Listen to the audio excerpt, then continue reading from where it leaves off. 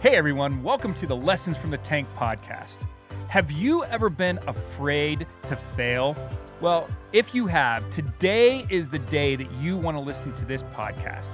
I have Nick Lamb, professional surfer and entrepreneur on, and he's going to talk about how a fall from a 60-foot wave launched his business career. You guys are going to love it. So check this out and enjoy. Hey, Nick, thank you so much for being part of the podcast. We're going to have some fun today. I want to talk about surfing big waves because I watched your episode and I was blown away by some of the things that you have done. But anyway, thanks so much for being here. Absolutely, Joe. Thanks for having me. Excited to be here and chat with you. Yeah, so tell me a little bit about, or tell all the listeners a little bit about you and Ice Beanie and how it came to be a Shark Tank product. Sure. Well, the genesis of Ice Beanie began in 2016.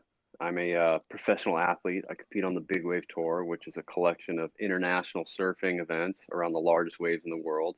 And while competing in Nazaré, Portugal, which is the largest wave in the world, in the final of the Nazaré Challenge, I was freezing as an offshore wind kicked up and I slipped and fell on a massive 60-foot wave and ended up with a pretty bad concussion. Months after that, I suffered from post-concussion migraine headaches, frustrated with holding ice packs on my head, and I had no interest in pain meds. I put pen to paper and started to draft a version of what is now Ice Beanie. And the response and growth has been tremendous. So again, I want to talk about waves for a second. 60 foot, like 60 foot is insane. Like that's 5 stories, that's crazy. How did you get started doing that? I read some of your history. You were actually really young into the sport, right? Yeah, I started surfing at 5. My father was a surfer. He got me interested in the ocean, always had us down by the beach surfing and playing around, and started competing at 9 and winning under 10, and then winning under 12, winning under 14. And at 14, I became the youngest to ever surf Mavericks. 16, my sophomore year, I became the California state champion. And then a few years later, I started just gravitating towards larger and larger surf. Started surfing on the Big Wave Tour, won my first Big Wave event in 2014, and then eventually got invited to the Mavericks event and became the champion, which I am the current defending champion today. And, the rest is history. So you're a professional athlete, going out there, honing your craft, competing, all that stuff. You have this event that happens where you're like, man, I have this great idea. And so you make a switch into business person. How was that? How was that for you? I mean, because you are talking very different things in a lot of ways. Sure. I've always been fascinated by business, and I've always been able to spot, deltas in the marketplace. Like I bought my first car from my neighbor for $100. I drove it for 5 years, crashed it, and ended up selling it for 700. So I've always been able to spot, places where, either an asset's undervalued, purchase it, resell it, stuff like that. And I always knew that I wanted to get into business, and this was just kind of like a natural evolution. So you wreck, crash. What is it called in I didn't waves? wreck Like, it. what it? I crashed it a little bit. No, I'm not talking about the car. I'm talking about your big wave Oh, right. situation. It's So okay to fall. It's okay to fall. it's okay to Leave it fall. at that. So, Yeah. but so now you have this idea for this product to help with the condition that you had. How did you jump into prototyping? Like, what did that look like for you? It really started with pen to paper. I kind of just started drawing something out, and I'm like, I love wearing beanies, and I started putting like ice packs in the beanies, and I would like go down to the beach and ask people if they would buy something like this. And from a previous business venture that I was on, I had a connection with a supplier overseas, and I reached out to them with some very crude drawings and was like, "Can we put something together? Can we build a prototype?" And one thing led to another, and the first version was atrocious, and now we're on version 5 or 6, and we actually have a few other products that we're going to be launching, but we're always constantly trying to optimize the product. And like I said, the response has been tremendous. So it's been a really fun ride. So the the problem that you solved was essentially the ice, the cold actually helps with these headaches, with migraine headaches and things like that, right? I mean, I assume that Right. there's science behind it as well. I mean, it's not just it feels good, right? I mean, Yeah, absolutely. So Ice Beanie is compression cold therapy wearable solution for migraines, headaches, and concussions. It's an adjustable, soft polyester beanie with acupressure designed cold packs, providing full head compression cold therapy. It feels like AC for your head. It's wonderful. And there's a bunch of science coming out around the benefits of cold therapy for not only your body but your head. And the health bennies are tremendous. so it's funny as you were kind of going into your we as entrepreneurs, especially when we have a product, like as soon as you start talking about your product, like you can almost feel the pitch. You know what I mean? Like you like break into it, with how you do your elevator pitch just like I do. Someone's like, "Hey, what do Sure. you do for a living?" Well, like I sell the first flexible window screen, and I kind of can jump into it. But I just saw that switch happen with you, which is good to see in somebody else because I feel myself do it. So I'm glad For I'm sure, not the it's only ingrained one. in us, It is. right? Yeah, Shark Tank alumni, right? It's like we had to really just hammer that into our brains prior to the pitch, and it worked out well for both of us, right? And I feel like you really want to practice until you can't get it wrong, and I think that's what you're kind of seeing here today. Yeah, absolutely. Yeah, we'll talk about Shark Tank in a minute, but I remember like flying out, I had myself doing the pitch in my ears. That's what I listened to all the way Yep. out to LA on the flight. But so so you have this great idea. You start you work with a supplier, you start getting some in. What did that look like for you? I mean, did you sell a handful of them, or did you like come out of the gate swinging? You're selling hundreds of thousands. What was your journey like there? So I started and invested 10,000 my own capital and figured either this is going to succeed or I'm going to have a $10,000 real world business education that I can learn and build from. That was really the mindset I had going into this venture. Because of that, I wasn't afraid to fail. Essentially, I framed it in a way that it would be a win-win. And so we started with a small order. We did the supplier's MOQ, and things just really started gaining traction and building from there. And then from there, you order a larger amount, and then things just started growing and kind of hockey sticking from there. It was a slow, gradual build, but it did hockey stick. So I love the education aspect of this, that where it's a no lose. And I'd like to come back to that, but I want to know a little bit more about how you got on Shark Tank. So from first order to you, from you getting it in to you selling a couple, and then somehow Shark Tank came. Like how much time was there?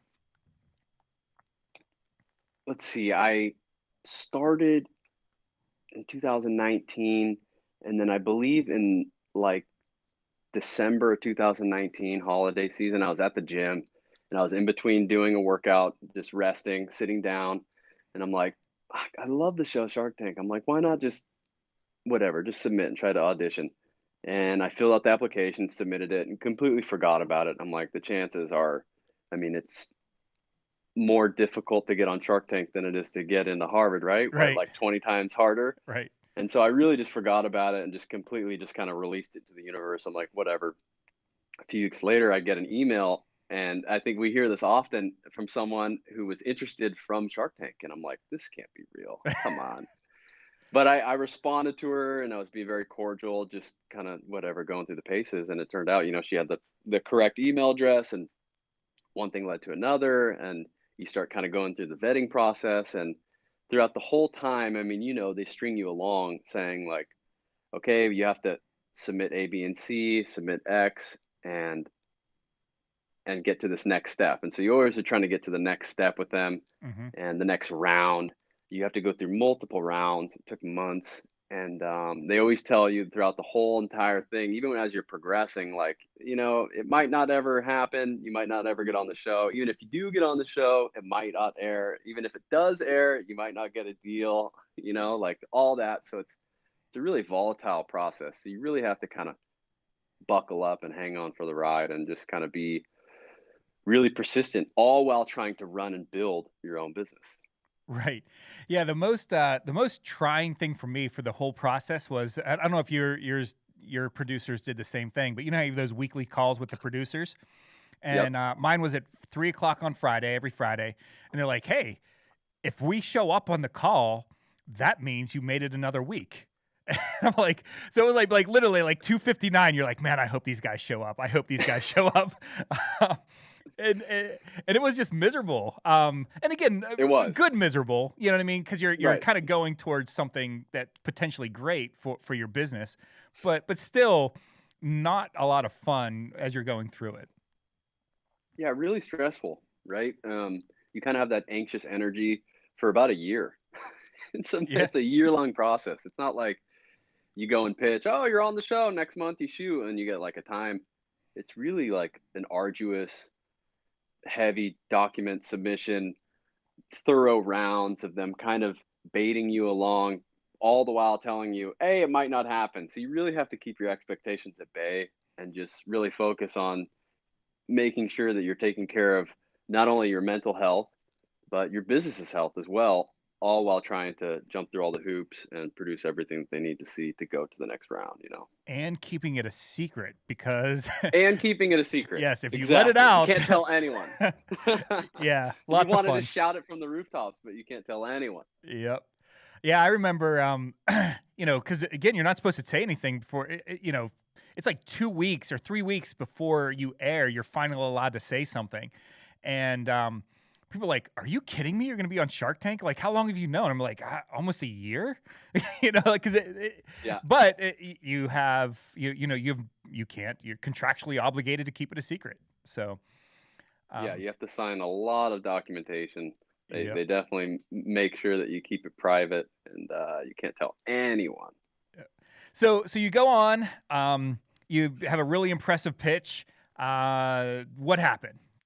Give for everybody that hasn't watched your episode, which they should. It was season 12, episode 13, I believe. Right? Is that where you were at? Yeah, I believe so. And we did it.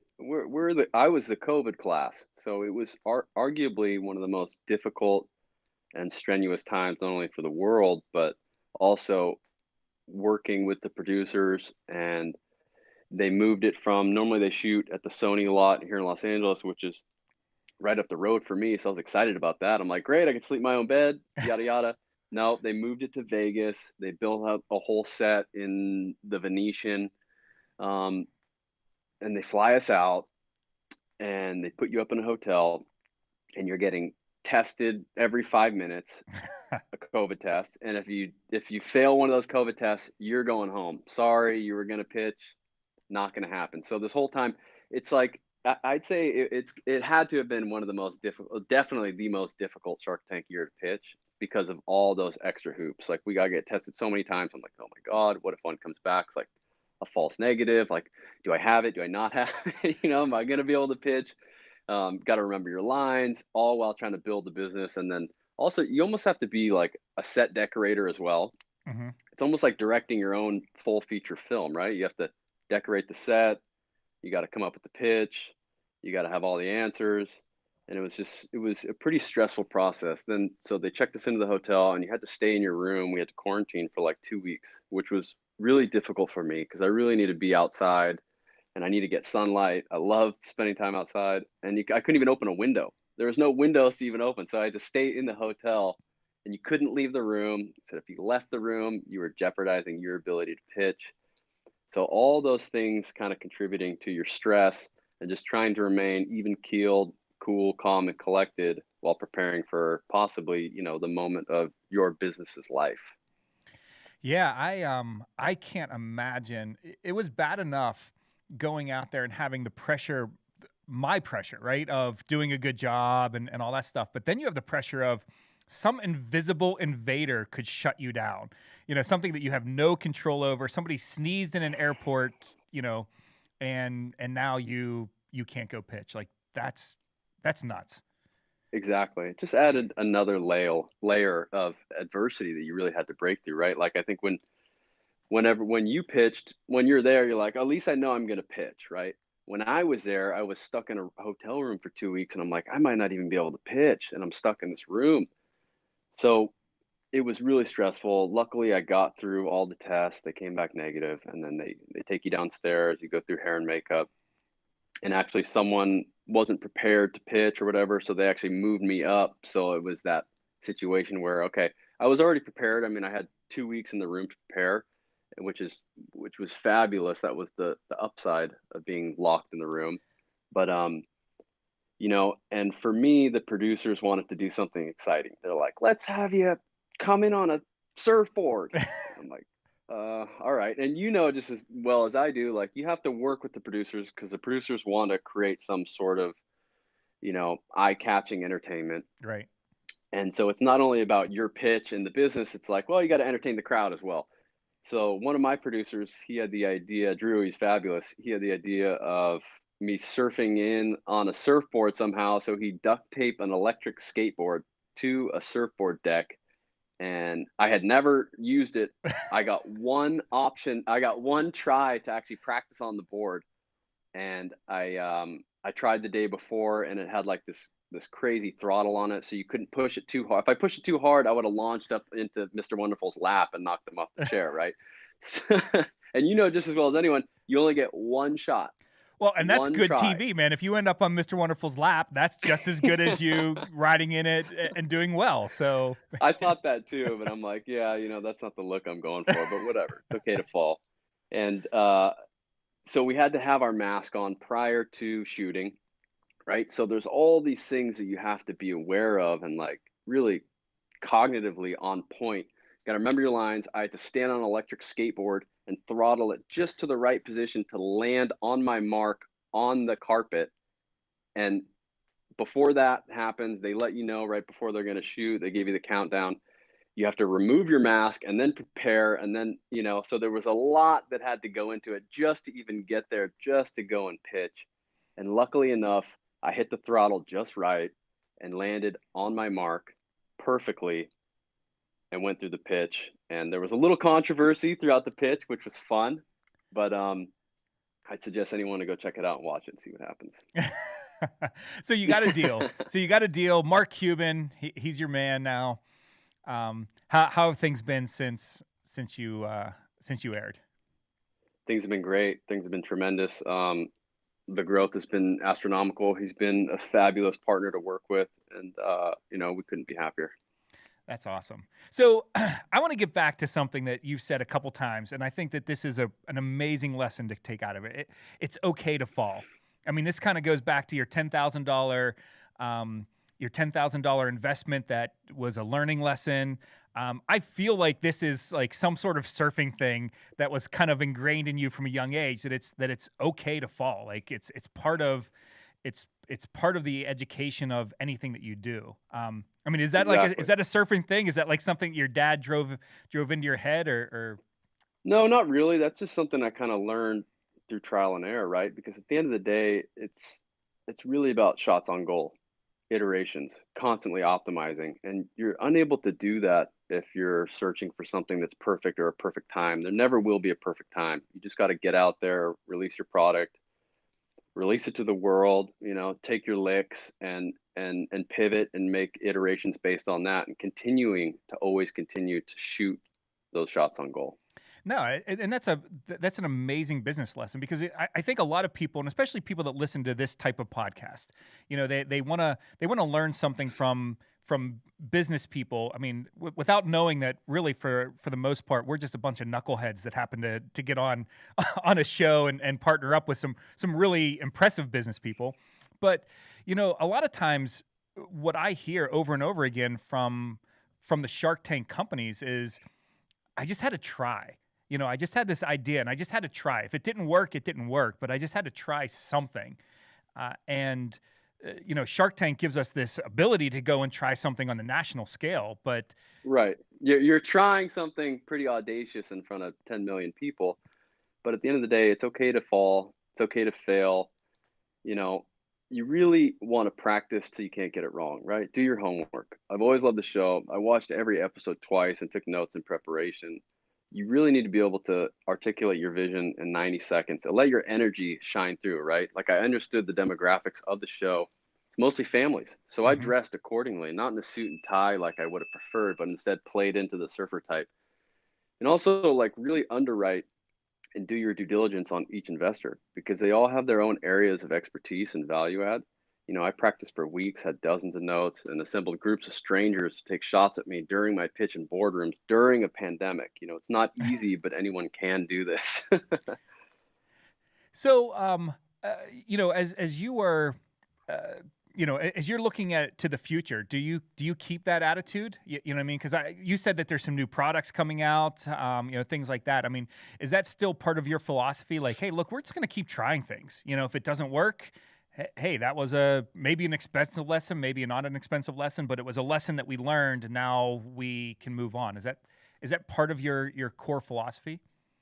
Sure, always. We're always trying to optimize our current product and add additional products to our product line. But I think we're able to leverage tech now to kind of test products to see at a lower cost prior to deploying a bunch of capital into inventory, right? So kind of get that feedback and data prior to deploying that capital. But yeah, that goes back to what you're saying. You just want to test, test, test, get the data, reiterate, shots on goal, reset, rinse and repeat.